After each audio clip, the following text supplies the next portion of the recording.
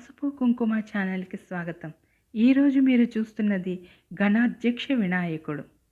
వినాయక కథ. ఒకరోజు దేవతలు మునులు పరమేశ్వరుని దగ్గరికి వెళ్ళి మాకు ఏ పని చేసినా విఘ్నం కలగకుండా ఒక దేవుడిని ఇవ్వమని కోరారు.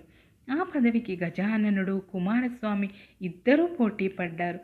అప్పుడు శివుడు, మీలో ఎవరైతే ముల్లోకాలలోని అన్ని పుణ్యనదులలో స్నానం చేసి ముందుగా వస్తారో వాళ్ళే ఈ పదవికి అర్హులు అన్నాడు.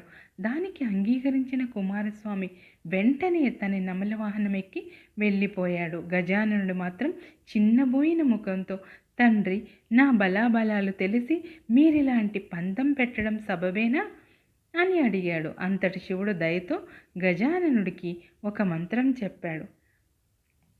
సక్రున్ నారాయణి తృప్త్వా పుమాన్ కల్పశతత్రయం గంగాది సర్వతీర్థేషు స్నాతో భవతి పుత్రక. కుమార, ఇది నారాయణ మంత్రం. ఇది ఒకసారి జపిస్తే 300 కల్పాలు పుణ్యనదులలో స్నానం చేసినట్టు అవుతుంది అని చెప్పాడు.